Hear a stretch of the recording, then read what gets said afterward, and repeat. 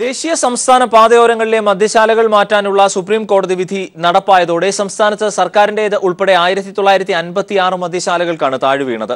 ബഹുഭൂരിപക്ഷം ചില്ലറ മദ്യവിൽപ്പനശാലകൾക്കും beer wine പാർലറുകൾക്കും പൂട്ടുവീണത് സർക്കാരിന്റെ വരുമാനത്തിൽ 50% കുറവുണ്ടാക്കും എന്നാണ് വിലയിരുത്തൽ. അതേസമയം സുപ്രീം കോടതി വിധി നടപ്പാക്കുന്നതിന്റെ ഭാഗമായി സ്പെഷ്യൽ എൻഫോഴ്സ്മെന്റ് ഡ്രൈവായി പ്രഖ്യാപിച്ച് എക്സൈസ് പരിശോധന ശക്തിപ്പെടുത്തിയിരിക്കുകയാണ്. മദ്യം ലഭിക്കാത്തതിനെ തുടർന്ന് പല ഔട്ട്ലെറ്റുകളിലും നേരിയ സംഘർഷവും ഉണ്ടായി. സുപ്രീം കോടതി വിധി നടപ്പായി. സംസ്ഥാനത്ത് ദേശീയ സംസ്ഥാന പാതയോരങ്ങളിലെ 1956 മദ്യശാലകൾ അടച്ചുപൂട്ടി. ബഹുഭൂരിപക്ഷം ബിയർ വൈൻ പാർലറുകൾക്കും ചില്ലറ വിൽപ്പനശാലകൾക്കും പൂട്ടുവീണതോടെ സംസ്ഥാനത്തെ മദ്യവ്യവസായവും തകർച്ചയിലായിരിക്കുകയാണ്. ആകെയുള്ള 818 ബിയർ പാർലറുകളിൽ 586 എണ്ണത്തിനും താഴ്വീണു. 11 5 സ്റ്റാർ ഹോട്ടലുകളിലെ ബാറുകളും സുപ്രീം കോടതി വിധിയിലൂടെ പ്രവർത്തനരഹിതമായി. എക്സൈസ് അധികൃതരുടെ കണക്ക് പ്രകാരം എറണാകുളത്താണ് ഏറ്റവും കൂടുതൽ മദ്യശാലകൾ അടച്ചുപൂട്ടിയത്, 295 എണ്ണം. തിരുവനന്തപുരം ജില്ലയിൽ 84, കണ്ണൂരിൽ 105, പാലക്കാട് 204, വയനാട്ടിൽ 25, തൃശൂരിൽ 251 മദ്യവിൽപ്പനശാലകൾ പൂട്ടിക്കഴിഞ്ഞു. മദ്യശാലകൾ എത്രയൊക്കെ പൂട്ടിയാലും ആവശ്യക്കാർ അത് തേടി ഉപയോഗപ്പെടുത്തുമെന്നതും വസ്തുതയാണ്. ഈ രാവിലെയൊക്കെ ഇപ്പോൾ സാറ് നിത്യമായിട്ടും കഴിച്ചുകൊണ്ടിരിക്കുന്നവർക്ക് അത് കിട്ടിയില്ലെങ്കിൽ അവർക്ക് അതൊരു വലിയൊരു അപ്പം ഈ സാധനം എവിടെ ഉണ്ടോ അത് അന്വേഷിച്ചിട്ട് ഇവരങ്ങ് പരച്ചും പാച്ചിലാണ്. കുറേ പേര് എങ്ങനെയാലും എന്തെങ്കിലും കിട്ടുന്നതൊക്കെ കുടിച്ച് നശിക്കും, കുറേ പേര് ഇതിൽ നിന്ന് മാറും.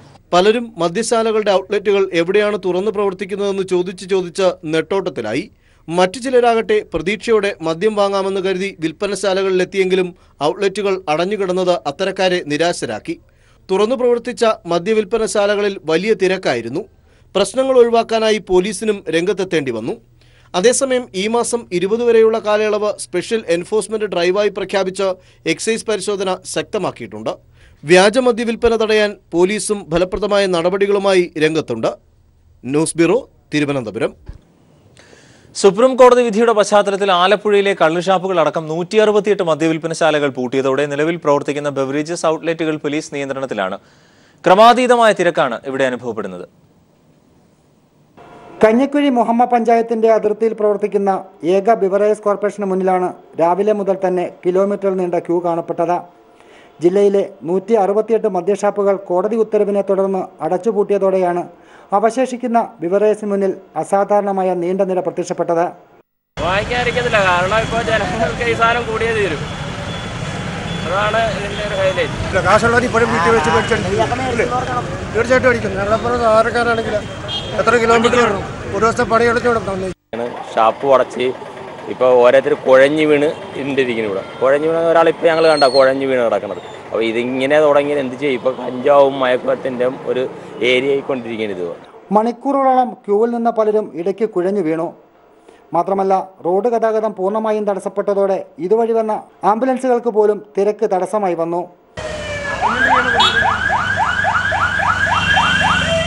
ചേർത്തല, തണ്ണീർമുക്കം, ആലപ്പുഴ, കുട്ടനാട് പ്രദേശങ്ങളിൽ നിന്നുള്ള ആളുകളാണ് തുറന്നു പ്രവർത്തിക്കുന്ന മദ്യശാലകൾ തേടി രാവിലെ മുതൽ തന്നെ കഞ്ഞിക്കുഴിയിലെത്തിയത്. ഗ്രാമാന്തരീക്ഷം നഷ്ടപ്പെട്ട് തിരക്കിലേക്ക് വീണതോടെ പ്രദേശവാസികളും തങ്ങളുടെ സ്വാതന്ത്ര്യം നഷ്ടപ്പെട്ട കലിപ്പിലാണ്. നോട്ട് നിരോധനത്തിന് ശേഷം കേരളം കണ്ട ഏറ്റവും വലിയ ക്യൂ ആണ് ഇപ്പോൾ സംസ്ഥാനത്തെ ബിവറേജസ് കോർപ്പറേഷന് മുന്നിൽ നമുക്ക് കാണാൻ സാധിക്കുന്നത്. 2 കിലോമീറ്ററിലധികം നീണ്ടു നിൽക്കുന്ന ക്യൂവിൻ്റെ പുറകിലാണ് ഞാനിപ്പോൾ നിൽക്കുന്നത്. ഓരോ സെക്കൻഡ് കഴിയുമ്പോഴും ഈ ക്യൂവിൻ്റെ നീളം കൂടിക്കൊണ്ടിരിക്കുകയാണ്. ക്യാമറാമാൻ രതീഷ് രാജിനൊപ്പം ഷാജഹാൻ. മുൻമന്ത്രി AK ശശീന്ദ്രന്റെ രാജിയിലേക്ക് നയിച്ച ഫോൺ കെണി സംഭവത്തിൽ വാർത്ത നൽകിയ സ്വകാര്യ ചാനലിന്റെ തിരുവനന്തപുരത്തെ ആസ്ഥാനത്ത് പ്രത്യേക അന്വേഷണ സംഘം പരിശോധന നടത്തി. ചാനലിലെ ജീവനക്കാരിൽ നിന്ന് മൊഴിയെടുത്തു. വരും ദിവസങ്ങളിൽ പ്രതിപട്ടികയിൽ ഉൾപ്പെട്ടവരെ ചോദ്യം ചെയ്യും. പ്രത്യേക അന്വേഷണ സംഘത്തിലെ ഡിവൈഎസ്പിമാരായ ബിജിമോൻ, രാധാകൃഷ്ണൻ, ഷാനവാസ് എന്നിവർ ചാനലിന്റെ ആസ്ഥാനത്തെത്തിയാണ് തെളിവെടുപ്പ് നടത്തിയത്. വാർത്തയ്ക്ക് പിന്നിൽ പ്രവർത്തിച്ച സാങ്കേതിക പ്രവർത്തകരിൽ നിന്നാണ് സംഘം തെളിവ് ശേഖരിച്ചത്. അതേസമയം പ്രതിപട്ടികയിൽ ഉൾപ്പെട്ട 9 പേർക്ക് ചോദ്യം ചെയ്യലിനായി നോട്ടീസ് അയച്ചുവെങ്കിലും ഇവർ ഇന്ന് ഹാജരായില്ല. തിങ്കളാഴ്ച ക്രൈംബ്രാഞ്ച് ആസ്ഥാനത്ത് ചോദ്യം ചെയ്യലിനായി എത്താൻ ഇവർക്ക് വീണ്ടും നിർദ്ദേശം നൽകിയിട്ടുണ്ട്. പോലീസിന് ലഭിച്ച 3 പരാതികളുടെ അടിസ്ഥാനത്തിലാണ് ക്രൈംബ്രാഞ്ച് അന്വേഷണം പുരോഗമിക്കുന്നത്. ഗൂഢാലോചന, വഞ്ചന, IT ആക്ടിന്റെ ലംഘനം, ബ്രോഡ്കാസ്റ്റ് നിയമം ലംഘിച്ചു തുടങ്ങിയ ജാമ്യമില്ലാ വകുപ്പുകൾ പ്രകാരമാണ് കേസെടുത്തിരിക്കുന്നത്. 6 വർഷം തടവും പിഴയും ലഭിക്കാവുന്ന കുറ്റകൃത്യമാണ് പ്രതികൾ നടത്തിയിരിക്കുന്നത്. അതേസമയം ഫോൺ കെണി വിഷയത്തിൽ നിഷ്പക്ഷ അന്വേഷണം നടത്തി കുറ്റക്കാർക്കെതിരെ ശക്തമായ നടപടി സ്വീകരിക്കുമെന്ന് DGP ലോക്നാഥ് ബെഹ്റ വ്യക്തമാക്കി. നിഷ്പക്ഷമായിട്ട് ഡെഫിനറ്റ് ഇൻവെസ്റ്റിഗേഷൻ ചെയ്യൂ, അതിലൊരു സംശയമൊന്നുമില്ല. News bureau, Thiruvananthapuram. മാധ്യമം എന്നത് വ്യവസായം മാത്രമല്ല, സാമൂഹ്യ പ്രതിബദ്ധതയുള്ള സംരംഭം കൂടിയാണെന്ന് CPIM സംസ്ഥാന സെക്രട്ടറി കോടിയേരി ബാലകൃഷ്ണൻ. ഇതെല്ലാം വിസ്മരിച്ചുള്ള പ്രവർത്തനങ്ങൾ ഇപ്പോൾ തലപൊക്കിയിരിക്കുന്നു. ഇതിൽ വനിതകൾ ഉൾപ്പെടെ മാധ്യമപ്രവർത്തകർ വിയോജിപ്പ് പരസ്യമായി പ്രകടിപ്പിച്ചത് നല്ല സൂചനയാണെന്നും കോടിയേരി ഫേസ്ബുക്ക് പോസ്റ്റിൽ വ്യക്തമാക്കി. മിക്ക മാധ്യമങ്ങളെയും കോർപ്പറേറ്റുകൾ വിഴുങ്ങുകയാണ്. സാധാരണക്കാരുടെ ശബ്ദമാകാൻ അവർക്ക് സാധിക്കുന്നില്ല. അത് തിരുത്തപ്പെടണം. അഴിമതിക്കാരെയും ദുർനടപ്പുകാരെയും തുറന്നു കാട്ടാനുള്ള മാധ്യമ പ്രവർത്തനത്തെ ആരും എതിർക്കില്ല. എന്നാൽ ജനങ്ങൾ എല്ലാം കാണുന്നും വിലയിരുത്തുന്നുമുണ്ട് എന്നത് മാധ്യമപ്രവർത്തകർ മനസ്സിലാക്കണമെന്നും സ്വയം തിരുത്തി മുന്നേറണമെന്നും കോടിയേരി ഫേസ്ബുക്ക് പോസ്റ്റിൽ വ്യക്തമാക്കി. കയ്യേറ്റവും കുടിയേറ്റവും രണ്ടും രണ്ടാണെന്ന് CPI സംസ്ഥാന സെക്രട്ടറി കാനം രാജേന്ദ്രൻ. മൂന്നാറിൽ കുടിയേറ്റക്കാർ പേടിക്കേണ്ടതില്ലെന്നും എന്നാൽ കയ്യേറ്റക്കാർ വിഷമിക്കേണ്ടി വരുമെന്നും കാനം പറഞ്ഞു. കുടിയേറ്റക്കാരും കയ്യേറ്റക്കാരും രണ്ടാണ്. കുടിയേറ്റക്കാർക്ക് യാതൊരു പ്രശ്നവും ഉണ്ടാകത്തില്ല. എന്നാൽ അതേസമയം അത് നിയമവിരുദ്ധമായി കൈവശം വെച്ച് അനധികൃതമായ കൺസ്ട്രക്ഷൻ എല്ലാം നടക്കുന്നവർക്ക് സ്വല്പം കുഴപ്പമുണ്ടാകും. അത് ഹൈക്കോടതി തന്നെ പറഞ്ഞിട്ടുള്ള കാര്യമാണ്. മൂന്നാർ വിഷയത്തിൽ BJP സംസ്ഥാന പ്രസിഡന്റ് കുമ്മനം രാജശേഖരൻ കേന്ദ്രമന്ത്രി രാജ്നാഥ് സിംഗുമായി ആലുവയിൽ കൂടിക്കാഴ്ച നടത്തി. കയ്യേറ്റം സംബന്ധിച്ച വിഷയത്തിൽ അടിയന്തരമായി ഇടപെടണമെന്നാവശ്യപ്പെട്ട് കുമ്മനം മന്ത്രിക്ക് മെമ്മോറണ്ടം സമർപ്പിച്ചു. വിഷയം പഠിച്ച ശേഷം ആവശ്യമെങ്കിൽ വേണ്ടത് ചെയ്യാമെന്ന് രാജ്നാഥ് സിംഗ് പ്രതികരിച്ചു. Today I have received this memorandum from this Rajshekharan ji and a delegation led by him, and I will go through it. Then whatever will be needed, that will be done by us. കുടിവെള്ളം കിട്ടാതെ കേരളം. കുട്ടനാട്ടിൽ കുടിവെള്ളക്ഷാമം രൂക്ഷമാണ്. സർക്കാർ സംവിധാനം ഉപയോഗിച്ച കുടിവെള്ളം എത്തിക്കുന്നുവെങ്കിലും ആവശ്യത്തിന് കുടിവെള്ളം ലഭിക്കാതെ വലയുകയാണ് നാട്ടുകാർ. വരൾച്ച രൂക്ഷമായതോടെ വെള്ളത്താൽ ചുറ്റപ്പെട്ട് കിടക്കുന്ന കുട്ടനാട്ടിലെ ജനങ്ങളും കുടിവെള്ളത്തിനായി പായുകയാണ്. കുട്ടനാട്ടിലെ 13 പഞ്ചായത്തുകളിൽ നെടുമുടി ഒഴികെ എല്ലാ പഞ്ചായത്തുകളിലും കുടിവെള്ളക്ഷാമം രൂക്ഷമായിരിക്കുകയാണ്. കായലുകളിൽ ഉപ്പുവെള്ളം കൂടി കയറിയതോടെ ജനങ്ങൾ ഏറെ ദുരിതത്തിലാണ്. കൃഷിക്ക് ആവശ്യത്തിനുള്ള ശുദ്ധജലം പോലും ഇല്ലാത്തതിനെ തുടർന്ന് കാർഷിക മേഖലയിൽ മാത്രം 60 കോടിയിലധികം രൂപയുടെ നാശനഷ്ടമാണ് കൃഷി വകുപ്പ് വിലയിരുത്തിയിരിക്കുന്നത്. ഇതിൽ 50 കോടിയിലധികം രൂപയുടെ നഷ്ടം സംഭവിച്ചിരിക്കുന്നതും നെൽകർഷകർക്കാണ്. ആവശ്യത്തിന് ശുദ്ധജലം ലഭ്യമാകാതായതോടെ സ്വന്തം കൃഷി പോലും ഉപേക്ഷിക്കേണ്ടി വന്ന കർഷകർക്ക് ഇപ്പോൾ കുടിവെള്ളം പോലും ലഭിക്കുന്നില്ലെന്നുള്ളതാണ് പരാതി. വേനൽക്കാലം വരുമ്പോൾ ഉപ്പുവെള്ളം കൂടെ കയറി കഴിഞ്ഞാൽ പിന്നെ ഒട്ടും പറയണ്ട. ഒന്നിനുമില്ല, കുളിക്കാനും കുടിക്കാനും എല്ലാം ഇതാ ഞങ്ങൾ നേരത്തെ ഉപയോഗിച്ചിട്ടുണ്ട്. ഇപ്പോൾ ഉപ്പിടായപ്പോൾ ഒട്ടുമില്ല. ഒന്നുകിലും ആരെങ്കിലും ഹൗസ് കണക്ഷൻ ഉണ്ടെങ്കിൽ അവരുടെ വീട്ടിൽ നിന്ന് ഒരു ഗ്ലാസ് വെള്ളം, ഒരു 2-3 കുടം വെള്ളം എടുക്കുക.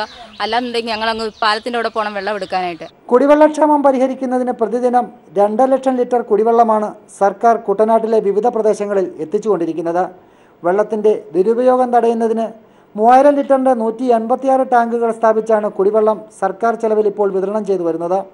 കുട്ടനാടിൻ്റെ വിവിധ പ്രദേശങ്ങളിൽ കുടിവെള്ളക്ഷാമം രൂക്ഷമാണെങ്കിലും സർക്കാരിൻ്റെ ഭാഗത്തു നിന്നുള്ള ഇടപെടലുകൾ ഒരു പരിധിവരെ കുടിവെള്ള പ്രശ്നം പരിഹരിക്കാൻ കഴിഞ്ഞിട്ടുണ്ടെന്നാണ് ജനങ്ങൾ പറയുന്നത്. കുട്ടനാട്ടിലെ കായലുകളും ഇടത്തോടുകളും മാത്രം ആശ്രയിച്ചു കഴിഞ്ഞിരുന്ന ജനങ്ങളാണ് വരൾച്ച മൂലം ഇപ്പോൾ ഏറെ ദുരിതമനുഭവിക്കുന്നത്. കുട്ടനാടിൻ്റെ ഉൾനാടൻ പ്രദേശങ്ങളിൽ വള്ളത്തിൻ്റെ സഹായത്തോടു മാത്രമാണ് ഇപ്പോൾ കുടിവെള്ളം ലഭ്യമായിക്കൊണ്ടിരിക്കുന്നത്. പുഴയും കടലും ചേർന്ന ആലപ്പുഴ ജില്ലയിൽ കുടിവെള്ളക്ഷാമം ഇത്രയധികം രൂക്ഷമാകുന്നത് വർഷങ്ങൾക്ക് ശേഷം ഇതാദ്യമായാണ്. Shajahan, news bureau, Alappuzha. തെരഞ്ഞെടുപ്പ് ചൂടിൽ മലപ്പുറം ഉപതെരഞ്ഞെടുപ്പിന് 10 ദിവസം ശേഷിക്കെ സ്ഥാനാർത്ഥികൾ അവസാന റൗണ്ട് പര്യടനത്തിലേക്ക്. LDF സ്ഥാനാർത്ഥി MB ഫൈസലിന്റെ വാഹന പര്യടനം നാളെ ആരംഭിക്കും. PK കുഞ്ഞാലിക്കുട്ടി പെരിന്തൽമണ്ണയിൽ വോട്ട് തേടിയപ്പോൾ NDA സ്ഥാനാർത്ഥി ശ്രീപ്രകാശ് കൊണ്ടോട്ടിയിൽ പര്യടനം നടത്തി.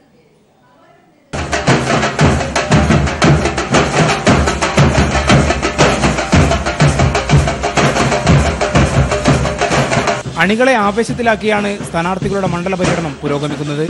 വീറും വാശിയും നിറഞ്ഞ അവസാനവട്ട പ്രചാരണത്തിനുള്ള തയ്യാറെടുപ്പിലാണ് മുന്നണികൾ. വീട് കയറി വോട്ട് തേടുന്നതടക്കമുള്ള ബൂത്തുതല പ്രവർത്തനങ്ങൾ ഇനിയുള്ള നാളുകളിൽ സജീവമാകും. മന്ത്രിമാരായ ജി സുധാകരൻ, KT ജലീൽ എന്നിവർക്കൊപ്പം ഉടവൂർ വിജയനും LDF-നായി ഇന്ന് മണ്ഡലത്തിലുണ്ട്. MB ഫൈസലിന്റെ വാഹന പര്യടനം നാളെ ആരംഭിക്കും. ഫാഷിസത്തെയും വർഗീയതയെയും ചെറുത്തു തോൽപ്പിക്കാൻ, മതന്യൂനപക്ഷങ്ങൾ പിടഞ്ഞു വീണു മരിക്കുന്ന നാടായി ഇന്ത്യ മാറാതിരിക്കാൻ, പാവപ്പെട്ട വിശ്വാസികളായ പട്ടികജാതിക്കാരും ദളിതരും മറ്റു പിന്നോക്കക്കാരുമെല്ലാം ഈ മണ്ണിൽ പിടഞ്ഞു വീഴാതിരിക്കാൻ, സാംസ്കാരിക പ്രവർത്തകരുടെ ശിരസിലേക്ക് വെടിയുതിർക്കപ്പെടാതിരിക്കാൻ അതിനെതിരായ നിലപാട് സ്വീകരിക്കുന്ന ഇടതുപക്ഷ ജനാധിപത്യ മുന്നണിയുടെ കരുത്ത് വർദ്ധിപ്പിക്കേണ്ടതുണ്ട്. UDF സ്ഥാനാർത്ഥി PK കുഞ്ഞാലിക്കുട്ടിയുടെ ആദ്യ റൗണ്ട് പര്യടനം ഇന്ന് അവസാനിക്കും. KPCC president MM Hassan, Varghese George എന്നിവരാണ് UDF-നായി വോട്ട് തേടുന്ന പ്രമുഖർ. പെരിന്തൽമണ്ണയിലാണ് കുഞ്ഞാലിക്കുട്ടിയുടെ പര്യടനം. തെരഞ്ഞെടുപ്പിന്റെ ലക്ഷ്യം ഒന്നേ ഉള്ളൂ.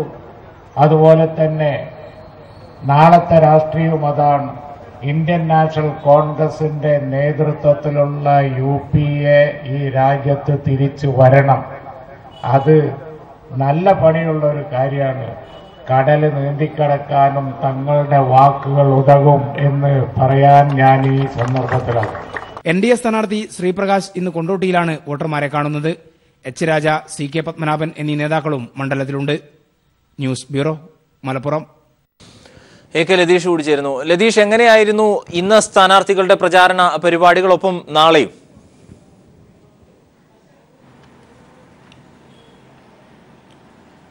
അരുൺ, മൂന്ന് മുന്നണി സ്ഥാനാർത്ഥികളും വാശിയേറിയ തെരഞ്ഞെടുപ്പ് പ്രചാരണത്തിൽ തന്നെയാണ്. ഇന്ന് LDF സ്ഥാനാർത്ഥി MB ഫൈസലിന് ഔദ്യോഗിക പര്യടനം ഉണ്ടായിരുന്നില്ല. അദ്ദേഹം പെരിന്തൽമണ്ണയിലെയും അതേപോലെ തന്നെ മലപ്പുറത്തെയും ചില സ്ഥാപനങ്ങളും വ്യക്തികളെയും കാണുന്ന തിരക്കിലായിരുന്നു ഇന്നലെ MB ഫൈസലിന്റെ ആദ്യ റൗണ്ട് പര്യടനം പൂർത്തിയായിരുന്നു. നാളെയാണ് MB ഫൈസലിന്റെ വാഹന പര്യടനം ആരംഭിക്കുന്നത്. EMSന്റെ ജന്മഗൃഹമായ ഏലംകുളത്ത് നിന്നാണ് നാളെ വാഹന പര്യടനം MB ഫൈസൽ ആരംഭിക്കുന്നത്. ഇനിയുള്ള നാളുകളിൽ 7 മണ്ഡലങ്ങളിലും 7 ദിവസങ്ങളിലായി വാഹന പര്യടനം പൂർത്തിയാക്കും. അതോടുകൂടി ഈ പ്രചാരണം പൂർത്തിയാകുന്ന ഒരു സാഹചര്യമാണ് ഉണ്ടാവുക. പിന്നീടുള്ളത് കൊട്ടിക്കലാശം മാത്രമായിരിക്കും. LDFന്റെ മുതിർന്ന നേതാക്കളെല്ലാം മണ്ഡലത്തിലേക്ക് എത്തിക്കൊണ്ടിരിക്കുകയാണ്. മന്ത്രിമാർ ഉൾപ്പെടെയുള്ളവർ ക്യാമ്പ് ചെയ്തുകൊണ്ട് തന്നെ കുടുംബയോഗങ്ങൾ ഉൾപ്പെടെ പങ്കെടുക്കുന്ന ഒരു സാഹചര്യമാണ് നാളെ മുതൽ മുന്നോട്ടുള്ളത്. ആ രീതിയിലാണ് LDFന്റെ പ്രവർത്തനം ചിട്ടപ്പെടുത്തിയിരിക്കുന്നത്. LDF നേതാക്കളായ EP ജയരാജൻ വേങ്ങര മണ്ഡലത്തിലും, P കരുണാകരൻ MP കൊണ്ടോട്ടി മണ്ഡലത്തിലും, MC ജോസഫൈൻ മങ്കടയിലും, PK ശ്രീമതി MP മഞ്ചേരി പെരിന്തൽമണ്ണ മണ്ഡലങ്ങളിലും, മന്ത്രി മാത്യു ടി തോമസ് മങ്കടയിലും, KT ജലീൽ മലപ്പുറം, മന്ത്രി G സുധാകരൻ വള്ളിക്കുന്ന്, AC മൊയ്തീൻ വേങ്ങര എന്നീ 4 മന്ത്രിമാർ നാളെ വിവിധ മണ്ഡലങ്ങളിൽ പൊതുയോഗങ്ങളിലും അതേപോലെ തന്നെ കുടുംബയോഗങ്ങളിലും പങ്കെടുക്കും. മറ്റ് LDF നേതാക്കളും ഞാൻ നേരത്തെ സൂചിപ്പിച്ച EP ജയരാജനും അതേപോലെ തന്നെ MC ജോസഫൈനും PK ശ്രീമതിയും അടക്കമുള്ള LDF നേതാക്കളും വിവിധ മണ്ഡലങ്ങൾ കേന്ദ്രീകരിച്ചുകൊണ്ടുള്ള പ്രവർത്തനത്തിന് നേതൃത്വം നൽകുന്നതിന് കൂടിയായാണ് നാളെ ഇവിടെ എത്തുന്നത്. ഇന്ന് CPIMന്റെ സംസ്ഥാന സെക്രട്ടറി മലപ്പുറം ലോക്സഭാ മണ്ഡലത്തിലെ ഇലക്ഷൻ പ്രവർത്തനങ്ങളുമായി ബന്ധപ്പെട്ട് മലപ്പുറത്തുണ്ട്. ഇന്ന് ചില പ്രധാനപ്പെട്ട യോഗങ്ങൾ മാത്രമാണ് അദ്ദേഹത്തിന് ഉണ്ടായിരുന്നത്. പൊതുപരിപാടികൾ കോടിയേരിക്ക് ഇന്ന് ഉണ്ടായിരുന്നില്ല. UDF സ്ഥാനാർത്ഥി PK കുഞ്ഞാലിക്കുട്ടിയുടെ വാഹന പര്യടനം, ആദ്യ റൗണ്ട് വാഹന പര്യടനം ഇന്ന് പെരിന്തൽമണ്ണയിൽ അല്പസമയത്തിനകം തന്നെ പൂർത്തിയാകും. നാളെ അദ്ദേഹത്തിന് ഔദ്യോഗികമായ പര്യടനമില്ല. ഇതുവരെയുള്ള തെരഞ്ഞെടുപ്പ് അവലോകന യോഗം നാളെ ചേരുന്നുണ്ട്. അതേപോലെ തന്നെ മുൻ മുഖ്യമന്ത്രി ഉമ്മൻചാണ്ടി പങ്കെടുക്കുന്ന വള്ളിക്കുന്ന് മണ്ഡലത്തിലെ ചില കുടുംബയോഗങ്ങളിലും സ്ഥാനാർത്ഥി PK കുഞ്ഞാലിക്കുട്ടി പങ്കെടുക്കും. ലീഗ് സംസ്ഥാന അധ്യക്ഷൻ ഹൈദരലി ശിഹാബ് തങ്ങളും അതേപോലെ തന്നെ മുൻ മന്ത്രി AK ലതീഷാണ് വിവരങ്ങൾ നൽകിയത്. തെരഞ്ഞെടുപ്പ് പ്രചാരണത്തിന് മുന്നണികളുടെയും പാർട്ടികളുടെ ദേശീയ നേതാക്കൾ ഈ ആഴ്ച മണ്ഡലത്തിലെത്തും. AK ആന്റണി, ജയറാം രമേശ്, പ്രകാശ് കാരാട്ട്, H രാജ തുടങ്ങിയവരെ മണ്ഡലത്തിൽ എത്തിക്കാനാണ് തീരുമാനം. മണ്ഡല പര്യടനങ്ങൾ പൂർത്തിയായി. സംസ്ഥാനത്തെ മുതിർന്ന നേതാക്കളും മന്ത്രിമാരും മണ്ഡലത്തിൽ സജീവം. UDFന് വേണ്ടി ഉമ്മൻചാണ്ടി, രമേശ് ചെന്നിത്തല, K മുരളീധരൻ തുടങ്ങിയവർ മണ്ഡലത്തിലെത്തി. KPCC പ്രസിഡന്റ് MM ഹസൻ 4 ദിവസം മണ്ഡലത്തിൽ ക്യാമ്പ് ചെയ്തു. AK ആന്റണിയെയും ജയറാം രമേശിനെയും ഈ വാരത്തിൽ മണ്ഡലത്തിലെത്തിക്കും. പ്രചാരണ രംഗത്ത് ഒപ്പത്തിനൊപ്പം LDFുമുണ്ട്. മുഖ്യമന്ത്രി പിണറായി വിജയനും CPIM സംസ്ഥാന സെക്രട്ടറി കോടിയേരി ബാലകൃഷ്ണനും റാലികളെ അഭിസംബോധന ചെയ്യും. പ്രകാശ് കാരാട്ടും VS അച്യുതാനന്ദനും കൂടി ഈ ആഴ്ച പ്രചാരണത്തിനിറങ്ങും. BJP ദേശീയ സെക്രട്ടറി H രാജ മണ്ഡലത്തിലുണ്ട്.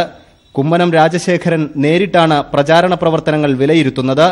ആവേശം വോട്ടാക്കി മാറ്റുകയാണ് മുന്നണികളുടെ ലക്ഷ്യം. News bureau, Malappuram. ബീഫ് രാഷ്ട്രീയം വിളമ്പി മലപ്പുറത്ത് BJP ജയിച്ചാൽ അറവുശാലകളിൽ നല്ല ബീഫ് ലഭ്യമാക്കുമെന്ന് NDA സ്ഥാനാർത്ഥി ശ്രീപ്രകാശ്. വിവിധ സംസ്ഥാനങ്ങളിൽ അറവുശാലകൾ നിരോധിച്ചത് കോൺഗ്രസ് സർക്കാരുകളാണ് എന്നും ശ്രീപ്രകാശ് പറഞ്ഞു. മലപ്പുറത്തെ 70% വരുന്ന മുസ്ലിം വോട്ടുകൾ ലക്ഷ്യമിട്ടാണ് ബീഫ് രാഷ്ട്രീയം NDA ചർച്ചയാക്കുന്നത്. നല്ല ഭക്ഷണം എല്ലാവർക്കും ലഭ്യമാക്കുകയാണ് NDA ലക്ഷ്യമെന്ന് പറഞ്ഞാണ് മലപ്പുറത്തെ സ്ഥാനാർത്ഥി ശ്രീപ്രകാശ് ബീഫ് വിഷയത്തിലുള്ള നിലപാട് വ്യക്തമാക്കിയത്. മലപ്പുറത്തെ അറവുശാലകളിൽ നല്ല ബീഫ് ലഭ്യമാക്കും. രാജ്യത്ത് അറവുശാലകൾ നിയമം മൂലം നിരോധിച്ചത് BJP മാത്രമല്ല, കോൺഗ്രസ് സർക്കാരുകൾ കൂടിയാണെന്നും ശ്രീപ്രകാശ് പറഞ്ഞു. കോൺഗ്രസ് പാർട്ടിയും BJPയും അധികാരിച്ച സ്ഥലത്ത് അത് നിർത്തലാക്കിയിട്ടുണ്ട്, നിയമം പരിഷ്കരിച്ചിട്ടുണ്ട്, അതൊന്നും സംശയമില്ല. പക്ഷേ ബീഫ് കഴിക്കുന്നതിനോ അല്ലെങ്കിൽ മറ്റ് അറവുശാലകൾക്കോ യാതൊരു നിരോധനവുമില്ല. ബീഫ് സുഗമമായി കഴിക്കാൻ പറ്റും. ബീഫ് വില കുറഞ്ഞ രീതിയിൽ കൊടുക്കാനുള്ള അവസരം എന്താണ് എന്ന് പരിശോധിക്കും. മുത്തലാഖ് നിരോധിക്കാനുള്ള കേന്ദ്ര സർക്കാർ നീക്കങ്ങളെ പിന്തുണയ്ക്കുമെന്നും ശ്രീപ്രകാശ് മലപ്പുറം പ്രസ് ക്ലബ്ബ് സംഘടിപ്പിച്ച മുഖാമുഖത്തിൽ വ്യക്തമാക്കി. മുസ്ലിം സമുദായത്തിലെ സ്ത്രീകൾ മാത്രം വിവേചനത്തിനിരയാകുന്നത് ശരിയല്ലെന്നും ശ്രീപ്രകാശ് പറഞ്ഞു. News bureau, Malappuram. LDF സ്ഥാനാർത്ഥി MB ഫൈസലിന് വോട്ട് അഭ്യർത്ഥിച്ച് ഡിവൈഎഫ്ഐ നേതൃത്വത്തിൽ മലപ്പുറത്ത് യുവജന സ്ക്വാഡുകൾ സജീവം. മണ്ഡലത്തിലെ ബൂത്തുകളിൽ 1200 സ്ക്വാഡുകളാണ് വീടുകൾ കേന്ദ്രീകരിച്ച് പ്രചാരണം നടത്തിയത്. ഇതിന്റെ ഭാഗമായി മേഖലാടിസ്ഥാനത്തിൽ പ്രകടനവും പൊതുയോഗവും ഡിവൈഎഫ്ഐ നേതൃത്വത്തിൽ സംഘടിപ്പിച്ചിട്ടുണ്ട്.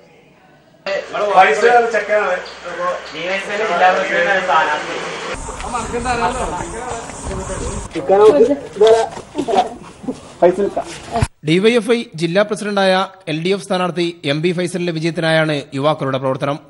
വീടുകൾ കയറി വോട്ടഭ്യർത്ഥിച്ചും ലഘുലേഖ വിതരണം ചെയ്തുമാണ് സ്ക്വാഡ് പ്രവർത്തനം ഡിവൈഎഫ്ഐ നേതൃത്വത്തിൽ മണ്ഡലമാകെ നടന്നത്.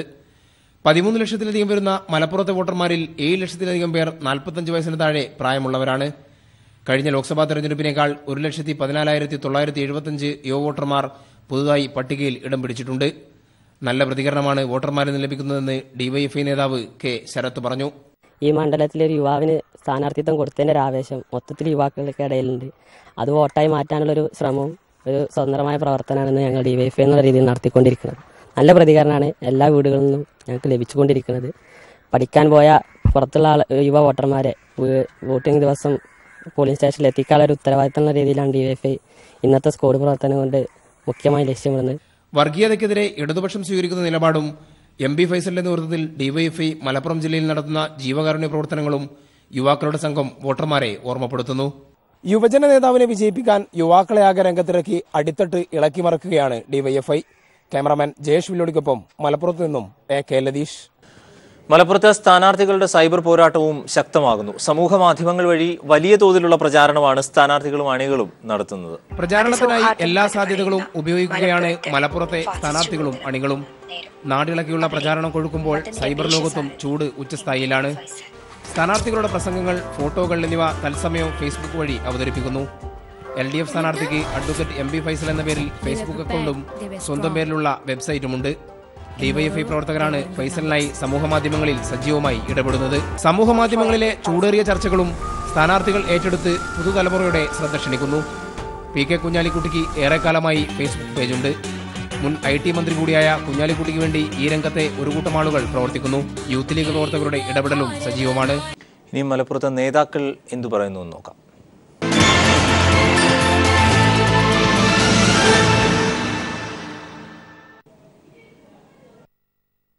കള്ളക്കളി കളിച്ചു.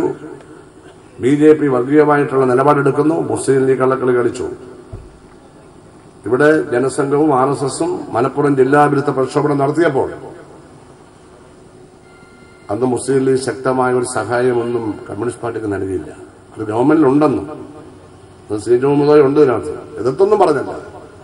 പക്ഷെ അതിനുശേഷം CPMന് നേരെ ഹിന്ദു വർഗീയവാദം അഴിച്ചു വിട്ടപ്പോൾ ഫലത്തിൽ സന്തോഷിക്കുകയാണ് മുസ്ലിം ലീഗ് ചെയ്തത്. കാര്യം കഴിഞ്ഞല്ലോ. ഇനിയിപ്പോ കമ്മ്യൂണിസ്റ്റുകാർ ഏറ്റവും ഞങ്ങൾക്കൊന്നും സംഭവിച്ചു. ഒരു MLA പോലും ഞങ്ങൾക്ക് അന്ന് അവിടെ ഇല്ല. 4 MLAമാരുണ്ട്. ക്രിസ്ത്യാനിയും മുസ്ലിമും ഹിന്ദുവും വോട്ട് ചെയ്തിട്ടാണ് ഞങ്ങൾ വരുന്നത്. ഞങ്ങൾ ജാതീയമായിട്ടല്ല. അങ്ങനെയൊരു പ്രസ്ഥാനത്തിന് മാത്രമേ ഈ രാജ്യത്തെ രക്ഷിക്കാൻ, വിശേഷിച്ച് വർഗീയതയും അഴിമതിയും രാജ്യത്തിന്റെ ഏറ്റവും വലിയ ശത്രുക്കളായിരിക്കുമ്പോൾ സഹായിക്കേണ്ട കാര്യത്തിന് സഹായിക്കില്ല. ധൈര്യമില്ലാതെ തന്നെ കാര്യം ധൈര്യമില്ല. ധൈര്യമില്ലാത്തത് ഒരുപക്ഷെ എന്തെങ്കിലും ഒരു വർഗീയതയുടെ അംശം മുസ്ലിം ലീഗ് നേതാക്കന്മാരിൽ ആരുടെയോ മനസ്സിലുണ്ട്. അതുകൊണ്ടാണ് ധൈര്യമില്ലാത്തത്. വർഗീയത ഇല്ലാത്തവർക്ക് മാത്രമേ വർഗീയ ശക്തി എതിർക്കാൻ കഴിയൂ. അല്ലെങ്കിൽ നിങ്ങൾക്ക് ഇത് തന്നെ അല്ലേ ചോദ്യം. വോട്ടർമാർക്കും ചിലത് പറയാനുണ്ട്.